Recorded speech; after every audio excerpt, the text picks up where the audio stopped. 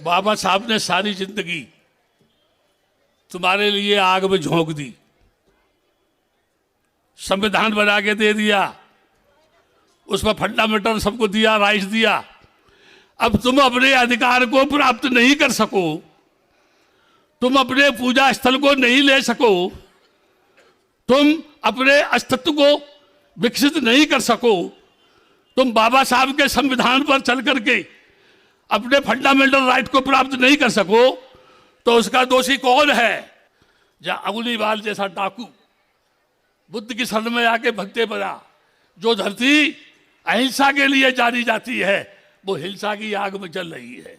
हमारे देश का साधु संत कह रहा है, लोग हमारी बात को मानेंगे नहीं तो हमारे पास अस्त्र भी है और शस्त्र भी है। सोमनाथ का मंदिर, उसके नीचे बहुत बड़ा बुद्ध विहार है। बद्रीनाथ का मंदिर हो, केदारनाथ का मंदिर हो, जितने मंदिर दिखाई देते हैं सारे के सारे बुद्ध विहार है। 24 साल के बाद आंदोलन कर रहे हैं। मेरे पास शुरू से लेके अब तक रिकॉर्ड पूरा, इतनी फाइल होंगी मेरे पास। प्रधानमंत्री ने क्या कहा, राबड़ी ने क्या लिखा, इंद्रगुप्त ने क्या लिखा, पार्लियामेंट में क्या हुआ, बब्बड़ी चतुर्वेदी जो पीएमओ हाउस का मिनिस्टर था उसने कौन सा लेटर लिखा, देवगौड़ा ने क्या बोला, इंद्र कुमार गुजराल ने क्या बोला, सोनिया गांधी ने क्या बोला, उन सारे लोगों ने इस महाबोधि विहार को बौद्धों के हाथ में देने के लिए बात कही। ये सोए हुए हैं। अब जब से बाबा साहब ने संविधान बना के दिया ना, जब से सो रहे हैं, जागे ही नहीं है। अगर ये जागे हुए होते ना तो हम जैसे पागलों को आंदोलन चलाने की क्या आवश्यकता थी? क्यों? अरे अब तो होश में आ जाओ, अब तो जाग जाओ, ताली मत बजाओ, मेरे मुंह को बजाओ। अभी मेरे सामने एक समस्या उत्पन्न हो गई। एक तरफ ये रखा है बाजा, नहीं मैं बता रहा आपको, अगर ये सुनना है तो आप सुनो, मुझे कोई ऐतराज नहीं है।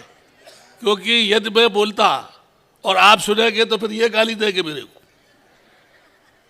बता रहा मैं, मुंह से नहीं बोलेंगे तो अंदर से कहेंगे ये आ गया, अब पता नहीं कितनी देर बोलेगा ये जो है। कोई परेशानी तो नहीं है आपको? अगर कोई हो तो बता दो मुझे, मैं आपकी फेवर में बैठ जाऊंगा।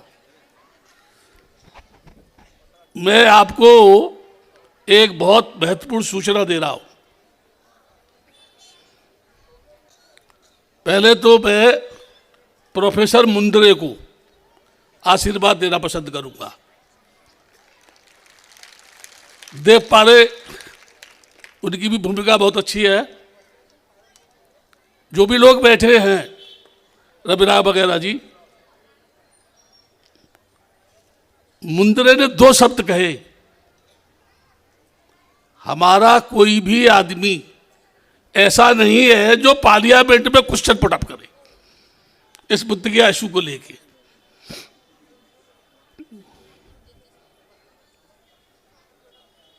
जब ये आंदोलन शुरुआत हुई इसकी, तो उस समय पर जब डी संरक्षण बंदे ने एक पंडित को पीटा महाबोधि टेम्पल में, जो ये कह रहा था आओ आओ, ये भगवान विष्णु के 2 पैर हैं, इनके दर्शन करो। उसने उसको पीटा क्योंकि ये विष्णु के पैर नहीं है। आप बुद्ध के मंदिर में बैठ करके विष्णु के गीत गा रहे हैं। अरे बुद्ध का नाम लेकर के बात करो, जो पैसा आता है उसे आप ले जाओ।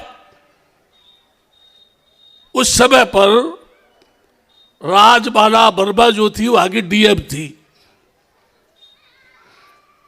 ये आपके समझने की बात है सबकी। उस समय उसने एक आदेश दिया, नागपुरिया बौद्ध कैन नॉट एंटर्ड इन बोध गया। यानी नागपुर के जो लोग हैं ना, उन पर बुद्ध के आगे जाने पर प्रतिबंध लगा दिया।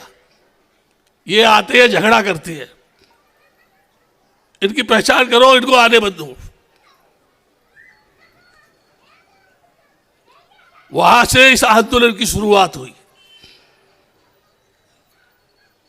मैंने कहा ससाई से और भद्दे लोगों से, ये बहुत बड़े अपमान की बात है। अब आप सोचेंगे क्यों? बाबा साहब ने बौद्ध धर्म स्वीकार कहा किया? नागपुर की दीक्षा भूमि पर, और प्रतिनिधि कृपा लगाया महाराष्ट्र के लोगों पर। उस समय मुझको नींद नहीं आई कई दिन तक, बहुत परेशान हो गया मैं सोचा भद्दे लोग जितने भी हैं मेरे देश के,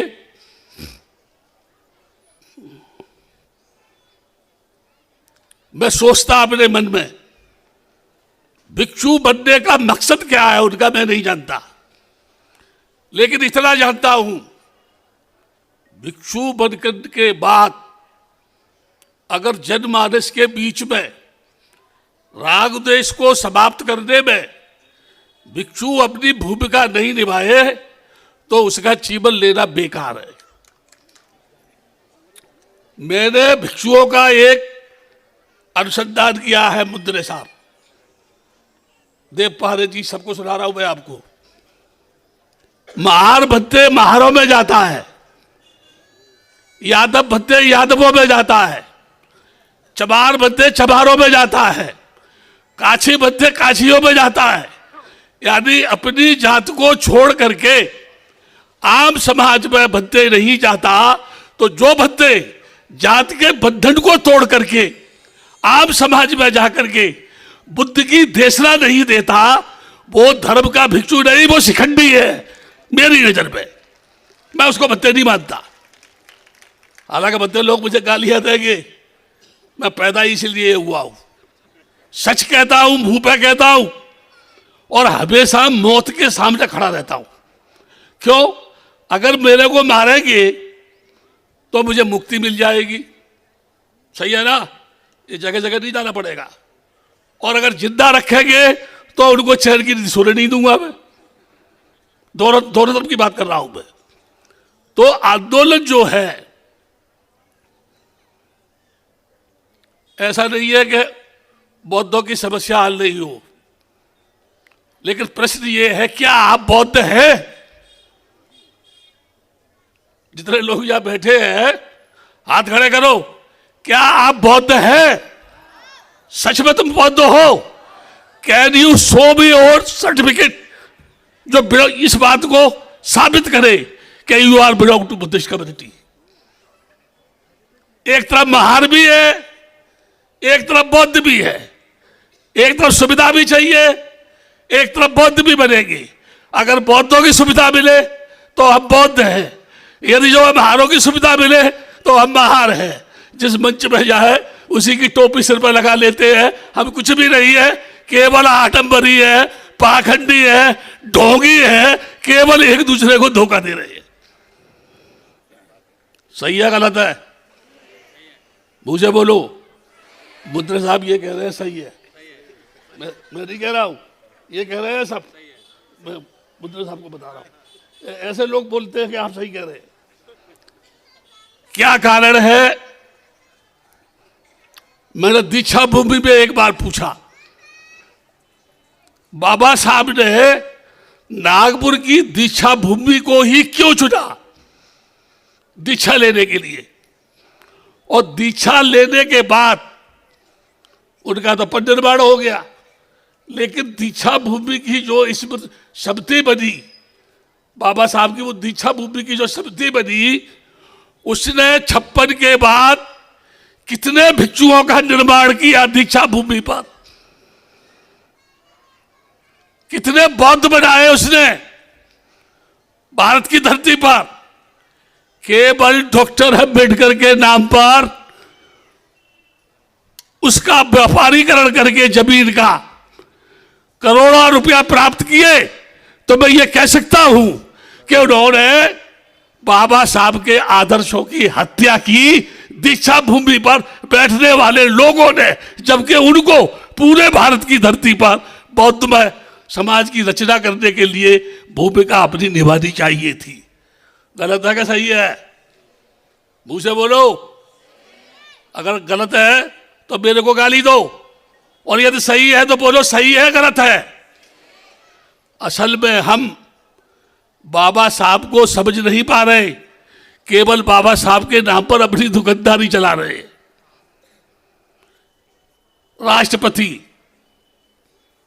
द्रौपदी मुर्मू कहने को क्या है, एससी की है, आदिवासी है, उसको राष्ट्रपति बना दिया। राष्ट्रपति बनने के बाद उसको पूजा पाठ करके शुद्ध किया गया। किसको? द्रौपदी मुर्मू को। और जब मंदिर में गई तो उसको घुसने नहीं दिया। यानी जिस देश का राष्ट्रपति स्वतंत्र भारत की धरती पर बाबा साहब के संविधान के बाद भी अगर मंदिर में नहीं जा सकता, कल्पना करो आप तो कुछ भी नहीं है। कितने नेताओं ने इस्तीफा दिया? वो उसमें शेड्यूल कास्ट के नाम पर जो चुन के आते हैं, क्या उनमें से किसी ने इस्तीफा दिया? या द्रौपदी मुर्मू ने अंतरराष्ट्रीय स्तर पर बुला करके इस बात की घोषणा की कि मेरे साथ जातिगत भावना का यहां व्यवहार किया जा रहा है, जबकि मैं देश की राष्ट्रपति हूं। यह देश बुद्ध के दर्शन को समाप्त करना चाहता है। बाबा साहब ने जिस बुद्धिज्म की स्थापना की भारत की धरती पर, इस देश का बामनवाद बुद्ध के दर्शन को समाप्त करना चाहता है। लेकिन मैं कहता हूं, तुम मर गए, तुम्हारा बाप मर गया।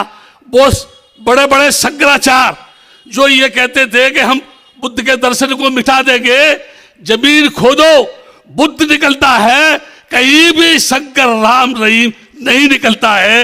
ये भूमि बुद्ध की भूमि है, लेकिन यहाँ का बौद्ध मरा हुआ है। और जिस समाज के मरे हुए समाज को जिंदा करने के लिए बाबा साहब ने बौद्ध धर्म स्वीकार किया कि आप ही असली बौद्ध हैं, उसके बाद भी नागवंशी लोग अपने आप को ये नहीं समझ पाए कि हम सब बौद्ध हैं। इसमें किसका दोष है? बोलो। पहली बार 1995 में पहली बार 4 ईमानदारी के बौद्ध उसमें मेंबर बने, मैनेजमेंट कमेटी में। पहली बार बुद्ध सेक्रेटरी बना उस मंत्री की कमेटी में। वो 4 बौद्ध कौन थे बता दूं मैं आपको। एक ससाई भद्दे, एक आनंद देव भद्दे, एक भद्दे ज्ञानेश्वर जी, चंद्रमणि के शिष्य बाबा साहब के गुरु भाई, वो भी मेंबर थे उसमें। केवल मैं उस समिति में झगड़ा करता था। और आपको जानकर आश्चर्य होगा, कमेटी में मेंबर रहने के बाद भी मैंने उस कमेटी के खिलाफ आंदोलन किया, कभी भी उसको बंद नहीं किया। और ये कहा अंदर से भी बाहर से भी आंदोलन करूंगा, और जब तक करूंगा कि जब तक ये पूरा टेम्पल का टेम्पल बौद्धों के हाथ में नहीं आता, मैं चैन से बैठूंगा नहीं। अब मैं एक बात बताता हूं आपको,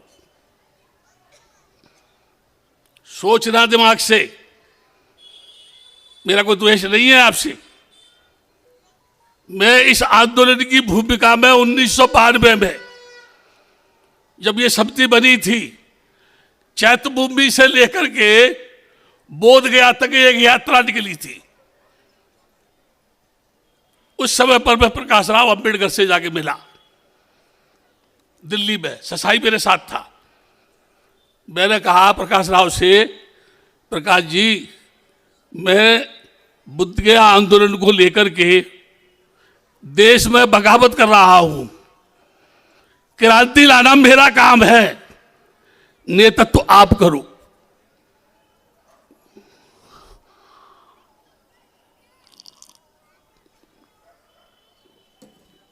क्या कहा मालूम है उन्होंने?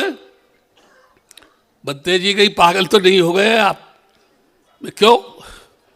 अरे 100 आदमी भी नहीं आएंगे, आप तो क्रांति की बात कर रहे हैं। मैंने बोला देखो प्रकाश जी, इस आंदोलन के माध्यम से आपकी आरपीआई के जो टुकड़े हो गए हैं ना, वो एक हो जाएगी, पार्टी मजबूत होगी। उन्होंने बोला नहीं, लेकिन जब 4 लाख आदमी 1992 में 14 अक्टूबर को दिल्ली में पहुंचा, तो प्रकाश राव जी बार बार एक स्लिप लिख के भेजते, बद्दे जी मुझे 10 मिनट का टाइम दो, बोलना चाहता। क्यों? यानी मुझे पागल बताने वाला आदमी 10 मिनट बोलने के लिए बात कर रहा है। मैं आपसे कह रहा हूं, अभी भी धरना दे रहे हैं, कहा बुद्ध गया में। सेक्रेटरी जो बुद्धिस्ट बना, 3 वर्ष में कोई ऐसा काम नहीं कर पाया। वो 26 वर्ष हिंदू सेक्रेटरी रहा, 20 साल रहा, 12 वर्ष रहा, 9 वर्ष रहा। क्या कारण था कि 3 वर्ष के बाद ही सेक्रेटरी को हटा दिया? मैंने बोला उस समय पर हम हाई कोर्ट में जाएंगे, तो सेक्रेटरी क्या कह रहा है, नहीं नहीं नहीं, मेरे को नहीं सेक्रेटरी रहना, मैं तो थाईलैंड पढ़ने जाऊंगा। जो अब आंदोलन में बैठा हुआ है, तब कह रहा था नहीं नहीं, मैं तो थाईलैंड पढ़ने के लिए जाऊंगा। वाह, कमाल की बात है, अब आंदोलन कर रहा है वो जो है। 4 बौद्ध बने, 4 मेंबर उसमें। सरकार चाहती है तुम खाओ चुप रहो। मैंने बोला मैं पालतू कुत्ता नहीं हूं, मैं जो जंजीर से बांध दो, तुम कहो तो भौंकेगा, तुम कहो तो लैट्रिन करने जाएगा, तुम कहो तो पेशाब करने जाएगा। तुम जब तक जंजीर खोलोगे ही नहीं, वो वही बड़ा बड़ा भौंकता रहेगा। मैं ऐसा नहीं हूं, गुलाम नहीं हूं, मैं बुद्ध की शरण में गया हूं। डॉक्टर अंबेडकर एक अकेला पूरे देश को हिला सकता है। वो डॉक्टर अंबेडकर की विचारधारा को जो जान ले, वो पूरे देश को एक कोने से दूसरे कोने तक रौंद डालेगा, कोई उसके सामने खड़ा भी नहीं होगा। ये थी बाबा साहब की ताकत। एक्ट में क्या है? देखो, मैं देवगौड़ा से मिला, मैं इंद्र कुमार गुजराल से मिला, मैं सोनिया गांधी से मिला, कम्युनिस्ट पार्टी के नेताओं से मिला, समाजवादी पार्टी के नेताओं से मिला, कांग्रेस के लोगों से मिला। कोई भी राजनीति दल मैंने छोड़ा नहीं जिसको मेमोरेंडम नहीं दिया हो, इस बात के लिए कि बौद्धों की समस्या का समाधान होना चाहिए। लेकिन होता क्यों नहीं है? There are no Buddhist in India. अंतरराष्ट्रीय ये जो लॉ है, दलाई लामा कहता है Hindu and Buddhist both are equal, both are Hindu. Dalai Lama कह रहा है, एक भी बद्दे उसका विरोध नहीं कर रहा है। एक्ट में है, एक्ट में प्रावधान है, जूते चप्पल पहन करके महाबोधि मंदिर में नहीं जा सकता कोई आदमी। लामा लोग आज भी जाते हैं। मैंने 4 बोरा भरवा करके जूते चप्पल कमेटी में मंगा लिए और कहा कि तुम इसका पालन क्यों नहीं करते हो? गोली चली बुद्ध गया में, मेरा पुतला फूंका गया है ना। किसके लिए? ये आप क्यों रोक रहे हैं? आज वही लामा उस सेक्रेटरी के साथ आंदोलन कर रहे हैं। क्या उनकी करनी कथनी एक है? क्या सारे देश के लामा एक है? क्या देश की सभी संस्था एक है? धर्म के नाम पर जितनी संस्था है वो एक है, राजनीति में जितनी पार्टियां वो एक है, समाज में जातिगत भावना से जो संस्थाएं बनी है वो एक है, सैकड़ों टुकड़े हो गए उसके। एक टुकड़ा दूसरे टुकड़े की बात नहीं मानता है। बात वही आती है कि आप बौद्ध है, बाबा साहब ने बौद्ध धर्म स्वीकार किया। हमारे देश के लोगों को क्या चाहिए था? वह बौद्धों का राजनीति का नेतृत्व करते। मित्र साहब कह रहा हूं मैं, जो भी लोग बौद्ध है, बौद्ध बनेंगे, बौद्ध बनना चाहते हैं, उनका नेतृत्व करने के लिए एक बौद्ध लीडर चाहिए। वो है नहीं। और जातिगत स्तर पर आप देखें, क्या राष्ट्रीय स्तर पर अनुसूचित जाति का कोई नेता है? राष्ट्रीय स्तर पर जो ये कहे कि मैं शेड्यूल कास्ट के लोगों का नेता हूं, एक भी नहीं है। दूसरों की गोद में बैठ के उनके तलबे चाटने का काम कर रहे हैं।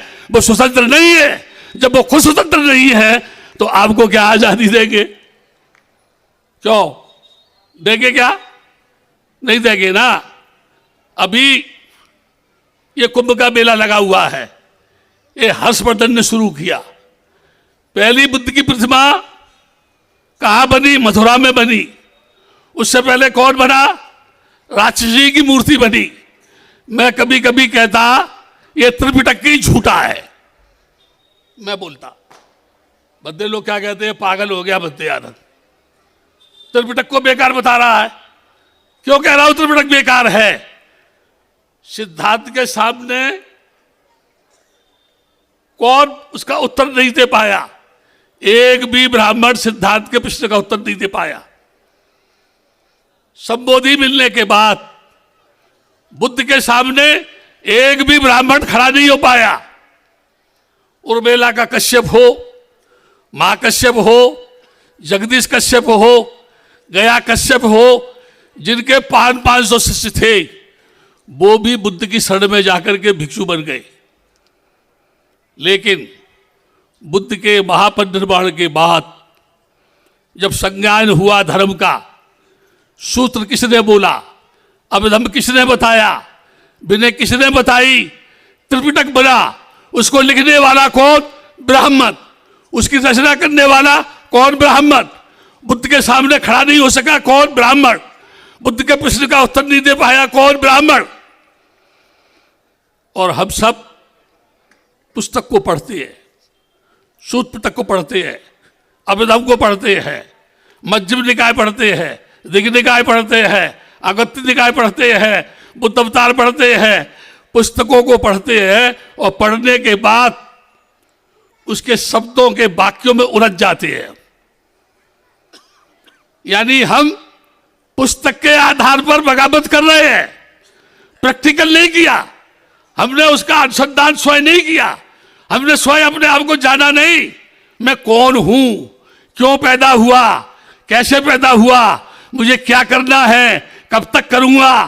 किसके लिए करूंगा? मेरा क्या कर्तव्य है? मुझे समाज में कैसे रहना है? सोशल सोसाइटी क्या है? ज्योग्राफी क्या है? हिस्ट्री क्या है? सिविलाइजेशन क्या है?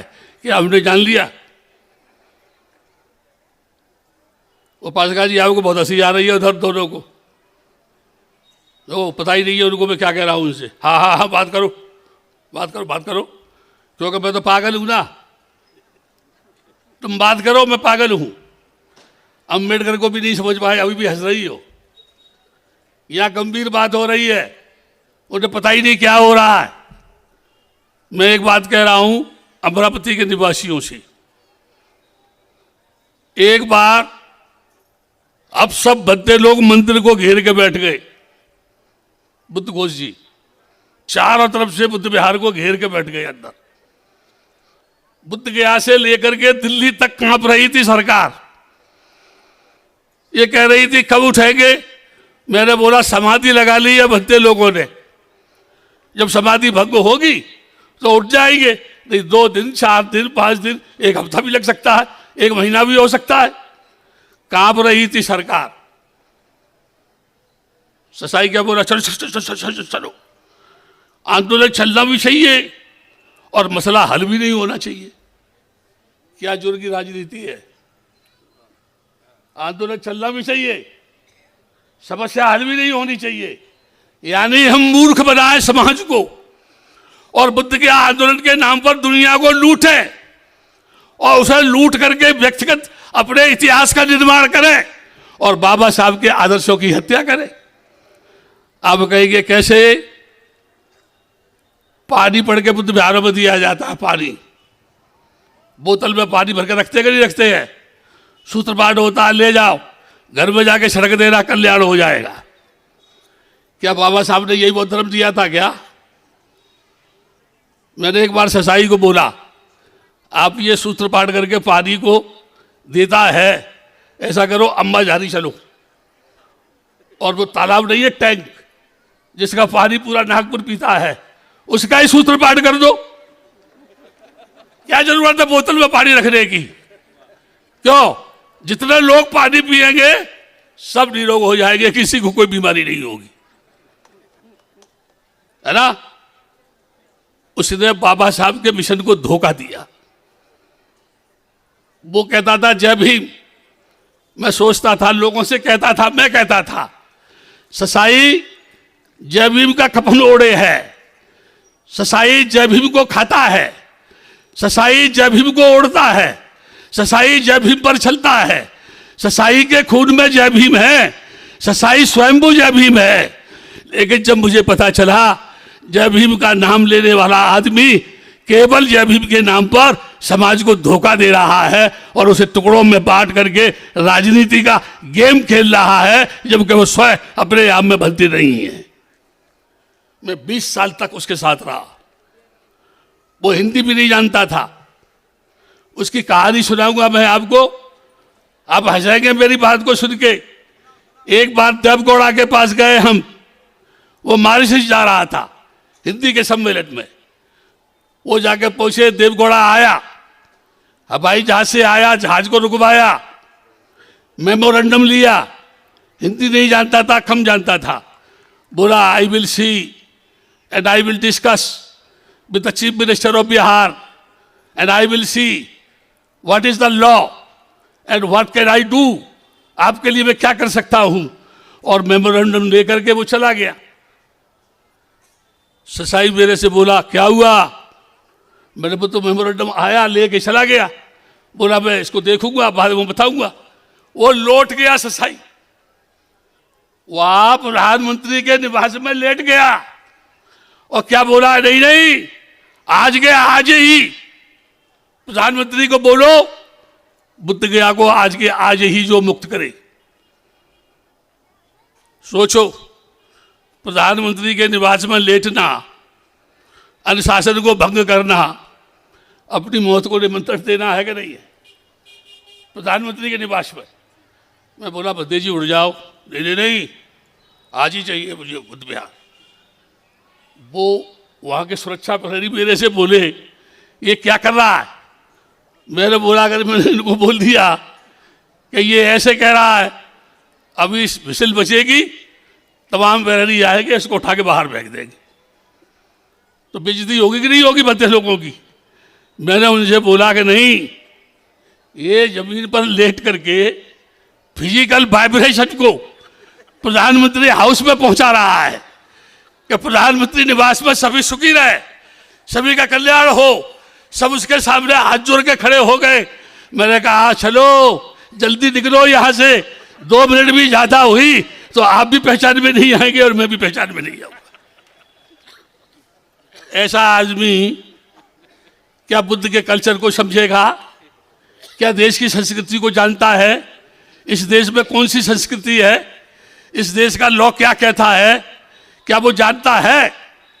आज वहां बैठा हुआ है नागपुर में, और लोग मुझे बुलाते तो क्या कहता? नहीं नहीं नहीं, उसको मत बुलाना यहां पर। मैं कुछ तोप हूं क्या? बम का गोला हूं क्या? फट जाऊंगा क्या? डर है उसको। और जो कायर होता है ना, कायर बुज़दिल जो होता है ना, वो मौत से घबराता है। मौत को वही गले लगा सकता है जिसने मौत का साक्षात्कार कर लिया हो। जन्म के बाद मौत निश्चित है, इसलिए लड़ो, अंतिम संघर्ष करो, अंतिम सांस तक संघर्ष करो। निश्चित रूप से आपको सफलता मिलेगी। मैं यहाँ पर इसी धरती पर रासू कबीर रहते थे।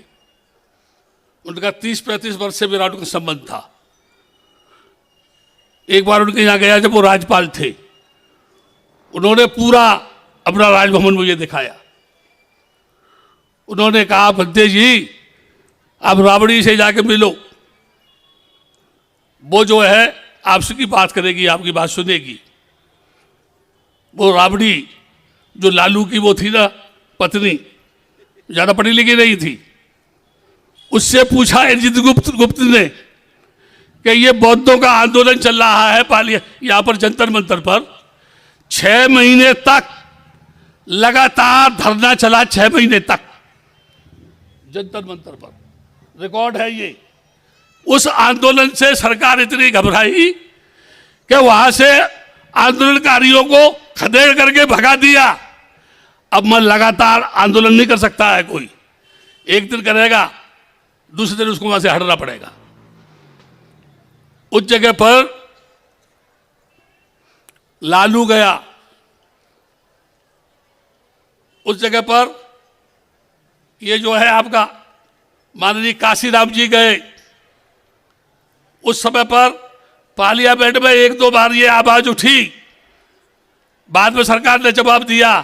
ये लोग कई बार प्रधानमंत्री से मिल चुके, कई बार पार्लियामेंट में बात उठ चुकी है, इसीलिए अभी इस संबंध में कुछ भी नहीं हो सकता। अभी भी 3 पिटीशन सुप्रीम कोर्ट में है और आप बुद्धिजीवी है, पढ़े लिखे हैं, आपको जानकर यह आश्चर्य होगा अभी तक एक भी पिटीशन डाइस पर नहीं आया। जब डाइस पर ही नहीं आया तो नोटिस इशू कहां होगा? नहीं होगा। ये सरकार से मैं कहता हूं, मैंने बोला प्रधानमंत्री से, नरेंद्र मोदी से, राम पैदा नहीं हुआ, तुमने वहां राम का मंदिर बना दिया। जिसने भद्दे लोगों की हत्या की उस हत्यारे का राम मंदिर बन गया। कोर्ट का, वो सुप्रीम कोर्ट का जज कहता था, अदालत में फैसले भावनाओं पर नहीं डॉक्यूमेंट पर होते हैं, प्रूफ चाहिए, साक्ष्य चाहिए। लेकिन वहां फैसला हो गया, राम मंदिर बन गया। विशाखा वहीं की रहने वाली थी, प्रसिद्ध अश्वघोष वहीं का रहने वाला था। जो बौद्धों की नगरी, वहां राम की नगरी बसा दी गई। सोमनाथ का मंदिर, उसके नीचे बहुत बड़ा बुद्ध विहार है। बद्रीनाथ का मंदिर हो, केदारनाथ का मंदिर हो, जितने मंदिर दिखाई देते हैं सारे के सारे बुद्ध विहार है। क्या भद्दे लोग आवाज उठाएंगे? क्या हमारे देश के भद्दे लोग आवाज उठाएंगे? वहां जब चांटिंग होती है ना, मैं अभी गया था दिसंबर के महीने में, लाइन लगी भारतीय के भिक्षुओं की। किसके लिए? खाने के लिए। खाना मांग रहे हैं वहां पर। जिस बुद्ध ने सारी दुनिया को ज्ञान दिया, जिस बुद्ध के नाम पर अरबों रुपया लोग दान देते हैं, उस देश का भिक्षु चांटिंग में पैसा लेने के लिए 2 महीने तक वहां बैठा रहता है। वाह रे भिक्षु, क्या इसी के लिए भद्दे बना है?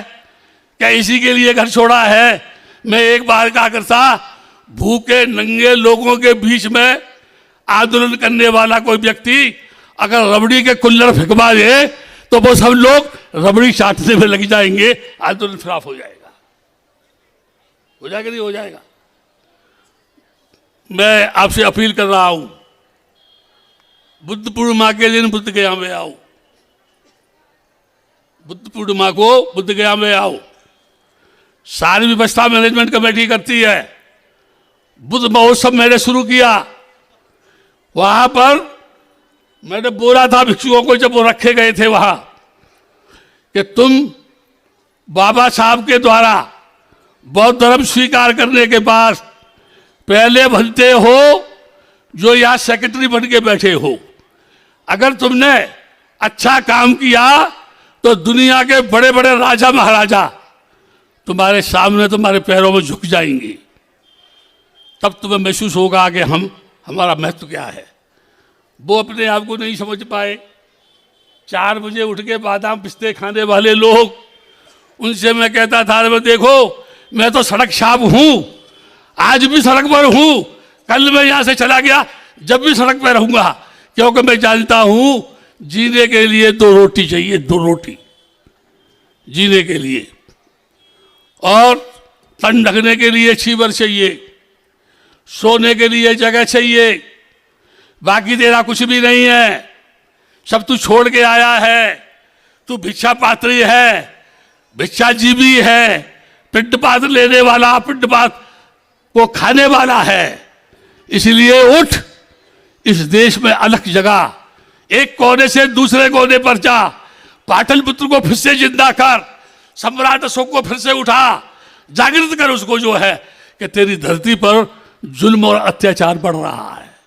जहां अग्निवाल जैसा डाकू बुद्ध की शरण में आके भगते बना, जो धरती अहिंसा के लिए जानी जाती है, वो हिंसा की आग में जल रही है। हमारे देश का साधु संत कह रहा है, लोग हमारी बात को मानेंगे, नहीं तो हमारे पास अस्त्र भी है और शस्त्र भी है। साधु कह रहा है इस देश का कि साहित्य से मानेगा, नहीं तो काटेंगे उनको, और सरकार कुछ भी नहीं कह रही है। इसका मतलब क्या है? इसका मतलब ये है सरकार चाह रही है उनको दिखाती। अभी आए कुंभ में कितने साधु संत थे, मैं बोला, वायरल हुआ, मैंने बोला ये सबके सब पाखंडी है, इनमें एक भी सही सन्यासी नहीं है। आप कहेंगे, जो लोग बहुत सोचेंगे, अरे आप ऐसे कैसे कह रहे हैं? साधु जो होता है ना, वो मानवता के लिए जिंदा रहता है। साधु जो है जानता है कि एक दिन मरना है। बाबा साहब ने सारी जिंदगी तुम्हारे लिए आग में झोंक दी, संविधान बना के दे दिया, उसमें फंडामेंटल सबको दिया, राइट्स दिया।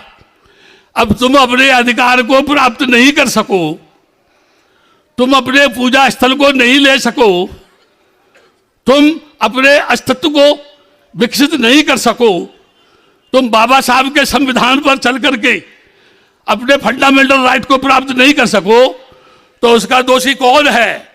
तुम हो या कोई और है? कौन है? अरे मुंह से बोलो जोर से, कौन है? तो ऐसे ही मरोगे कि कुछ करोगे? बोलो। देखो, मरने के नाम पर सब लगा के चुप्पी लगी ना। अभी मैं कह रहा, जमीन फट गई, क्या कह रहा हूं मैं? अगर ये जमीन फट गई, पता भी नहीं चलेगा हम कहां चले गए। क्यों? बैठे बैठे मौत आ गई, घर वाले इंतजार कर रहे होंगे, आई आ रही होगी, उन्हें पता नहीं आई तो वहीं मर गई होगा। मौत का कोई भरोसा है क्या? बताओ आप मेरे को। जो है एक पल में कुछ भी हो सकता है। बरुड़ में जहाँ के लोग आंदोलन कर रहे हैं, वहाँ पर बरुड़ में मैं बोल रहा था, ऐसे सामने तमाम महिलाएं बैठी थी। मैंने कहा, एक भाई उठ के जाने लगी। मैं बोला, भाई कहाँ जा रही है? अरे तू आगे जा रही है कि रास्ते मर गई? तो वो जा ही रही थी। मैंने कहा, मान लो थोड़ी देर में ये जमीन फट गई, न मैं रहूंगा न तुम रहोगे, कौन नाम लेगा? इतना बोलना था कि उस मंच के 2 टुकड़े हो गए, आधा इधर आधा इधर, और मैं बीच में फंसा हुआ, मंच के बीच में। मैंने सोचा कोई तो अच्छा काम किया होगा मैंने, जो बीच में ही लटका रह गया, नहीं तो ऐसा होता मेरे भी हाथ पे टूट जाते वहां पर। गलत है कि सही है? बाबा साहब के सच्चे अनुयायी हो। बगावत की शुरुआत मैंने कभी नागपुर में बोली थी, जब बुद्ध गया का आंदोलन शुरू हुआ। जब मैंने कहा था, नागपुर से आग लगेगी, पूरे देश में बौद्ध जागेगा और बुद्ध गया पहुंचेगा। सेकेंडरी बुद्धिस्ट बना, 4 बौद्ध उसमें गए। अगर वो कुछ नहीं कर सके तो उसमें एक्ट का दोष नहीं है, जो मेंबर बने उनका दोष है। वो कुछ नहीं कर सके, केवल मलाई चाटने में ही बैठे रहे, वो इसके लिए नहीं है।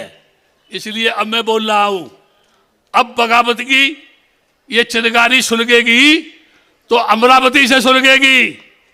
लिख लो मेरी बात को, अमरावती से सुलगेगी। बगावत मैं करूंगा, क्रांति मैं करूंगा, धरना मैं दूंगा, देश में मैं जाऊंगा, मौत मुझको आएगी। आप केवल खड़े रहना, और मंच पर जो बैठे हुए लोग हैं उनमें से कोई जागे, नेतृत्व करे बौद्धों का, निश्चित तौर से बुद्धिस्ट मैरिज एक्ट भी बनेगा, बुद्धिस्ट का फंडामेंटल राइट भी बनेगा और बौद्ध समाज का निर्माण भी होगा। हमको विश्वास करना है। अंत में मैं आपसे कहूँगा, कोई भी आपसे आंदोलन की बात करे तो उससे ये पूछना कि आप वहाँ सेक्रेटरी रहे तो आपने क्या किया, आप 3 वर्ष सेक्रेटरी रहे तो आपने क्या किया, और लोगों ने क्या किया, अभी क्या आवश्यकता है। 2001 में जो मैं जूते चप्पल की बात कर रहा था, 2001 में उस समय क्रांति आई, लोगों ने जब मेरे पुतले फूके, गोलियां चली, मुझे मारने के लिए कोशिश की, मैं जिंदा हूं। और अब 24 वर्ष के बाद वह व्यक्ति जो उसको संभाल नहीं सका सेक्रेटरी बन करके आज आंदोलन की बात कर रहा है बेईमान के नहीं? बोलो, वो अपने पद में रह के कुछ नहीं कर सका, बेईमान है कि नहीं है? मुंह से बोलो जोर से। अब दोबारा आए तो पूछना उससे कि तूने क्या किया। 24 साल के बाद आंदोलन कर रहे हैं। मेरे पास शुरू से लेके अब तक रिकॉर्ड पूरा, इतनी फाइल होंगी मेरे पास। प्रधानमंत्री ने क्या कहा, राबड़ी ने क्या लिखा, इंद्रजीत ने क्या लिखा, पार्लियामेंट में क्या हुआ, बब्बड़ी चतुर्वेदी जो पीएमओ हाउस का मिनिस्टर था उसने कौन सा लेटर लिखा, देवगौड़ा ने क्या बोला, इंद्र कुमार गुजराल ने क्या बोला, सोनिया गांधी ने क्या बोला, उन सारे लोगों ने इस महाबोधि विहार को बौद्धों के हाथ में देने के लिए बात कही। लेकिन हमारे देश के कुछ भद्दे, मैं विशेषकर मुंद्रे जी को बता रहा हूं, ऑल इंडिया भिक्षु संघ का जो कार्यालय है, ये भद्दे सब जानते हैं, सत्यनारायण भी जानता है, उसका एक से एक कॉलम मैंने ढाला, वहां एक से एक गड्ढे मैंने खुदवाए, लैंड रेंट मैंने दिया, बिजली का मीटर लगवाया, वहां पर समर पंप लगवाया। आज भी महाराष्ट्र के ही नहीं, पूरे देश के कम से कम 50 श्रावनेर ऑल इंडिया भिक्षु संघ के कार्यालय में होने चाहिए कि नहीं होने चाहिए? एक भी नहीं है। और सबसे बड़ी बात यह है, महाराष्ट्र के जो भद्दे लोग हैं ना, किसी को 5,000 दे दिया, किसी को 10,000 रुपये दे दिया, सब खुश हैं। और सबसे बड़ी बात यह है, बिहार का भूमिहार, बिहार का भूमिहार जो कभी फटे हाल मुझे मिला था, जब वो चीवर उसने पहना, आज उसका मालिक बन के बैठा हुआ है, जबकि वो अम्बेडकराइट भिक्षुओं का सेंटर होना चाहिए, ऑल इंडिया भिक्षु संघ का कार्यालय जो है। मैं ज्यादा नहीं कहना चाहता, आप गाली बंदो में बंद कर रहा हूं मैं। सुनो ए टोपी मास्टर, अब सुनो, आप आ जाओ, गाने गाओ, पब्लिक ये सो नहीं जाए कहीं, है ना? ये सोए हुए हैं, जब से बाबा साहब ने संविधान बना के दिया ना, जब से सो रहे हैं, जागे ही नहीं है। अगर ये जागे हुए होते ना, तो हम जैसे पागलों को आंदोलन चलाने की क्या आवश्यकता थी? क्यों? अरे अब तो होश में आ जाओ, अब तो जाग जाओ, ताली मत बजाओ, मेरे मुंह को बजाओ, है ना? मैं अपनी बात समाप्त कर रहा हूं। आपका जय मंगल हो। और जब कभी भी इसका बिगुल बजे तो ज्यादा से ज्यादा इस क्षेत्र से पब्लिक वहां जानी चाहिए। कम से कम एक बार आके बुद्ध पूर्णिमा के दिन देखो कि वहां हमने क्या किया और आपको क्या करना चाहिए। ये बात आपकी समझ में आ जाएगी। आप सभी का कल्याण हो, खुश रहे, जय मंगल हो। और अगर मैंने कुछ बोला आपसे और आपको बुरा लगा तो रात भर मेरे को गाली दो, ठीक है ना? मुझे कोई परेशानी नहीं है, है? जब बाबा साहब समझ में नहीं आए आपकी, मैं तुम्हें क्या समझ में आऊंगा? गलत है कि सही है? इसलिए वक्त कब है, अभी भी जागो। या रासू गवई या कमला गवई बहुत ध्यान यानी वो उपासिका है, यहाँ राष्ट्रपति यहाँ उनका निवास है। मैं मंच पर जो बैठे हुए हैं ना, और ये धम्मा है ना, धम्मा। मैं एक बार बताता, ये फिल्म का, ये जो फिल्म जो होती रही है उसका ये मेन डायरेक्टर तो ये है धम्मा। और ये क्या करता है, एक जगह बैठ करके अपॉइंटमेंट करता है, आप ये भूमिका निभाना, आप हीरो होंगे, आप हीरोइन होंगी, पर्दे पर ऐसा होगा, तबला वो बजाएगा, ढोलक वो बजाएगा, बाजा वो बजाएगा, और डायरेक्टर पीछे से बैठ करके सबको नचाता रहता है ना। इसलिए आप सभी से कहता हूं, धम्मा का सहयोग करो, विशेषकर लॉर्ड बुद्धा वालों से कह रहा हूं। ये चैनल की भी स्थापना भी नहीं की, गोटक बैठा पीछे, गलत है कि सही है? वो तो आए नहीं यहाँ पर, बूंद तो आए नहीं। मैंने उस समय उनसे बोला था, लॉर्ड बुद्धा टीवी पर मैं बोलूंगा, और लॉर्ड बुद्धा टीवी ये मैसेज पूरे देश के लोगों को देगा, और वहां लाखों की संख्या में लोग पहुंचेंगे। आज पुनः एक बार फिर से मैं लॉर्ड बुद्धा टीवी के सामने बोल रहा हूं और कह रहा हूं, तुम जियो, फिर से लॉर्ड बुद्धा को जिंदा करो, और ये बुद्ध का दर्शन लॉर्ड बुद्धा टीवी पर चलना चाहिए, निरंतर ये समाज को जगाने का काम करे। इसी के साथ आप सब सुखी रहे, मंगल हो। आपने मेरी बात को शांति से सुना, उस पर चिंतन करना, मनन करना, एकता के सूत्र में आना और निश्चित से संकल्प करना, तो वो समस्या कोई बड़ी नहीं है, हल होगी। इरादा है तुम्हारा आगे आने का, और मैं तो आगे हुई, ठीक है ना। लेकिन मैं अभी लोगों से क्या कहता हूं मालूम है, बात खत्म कर रहा हूं मैं। बहुत से लोग कहते हैं, बंदे आनंद आगे बढ़ो हम तुम्हारे साथ हैं, फिर बाद में कहेंगे सत्यानंद बंदे आगे बढ़ो हम तुम्हारे साथ हैं, बुद्ध घोष से कहेंगे बुद्ध घोष बंदे आगे बढ़ो हम तुम्हारे साथ हैं। मैं लोगों से क्या कहता हूं, नहीं नहीं, तुम आगे चलो।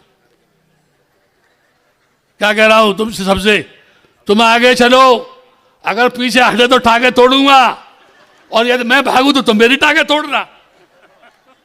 सही है ना, एक दूसरे पर नजर रखे। बस मैं अपनी बात समाप्त करता हूं, आप सब सुखी रहे।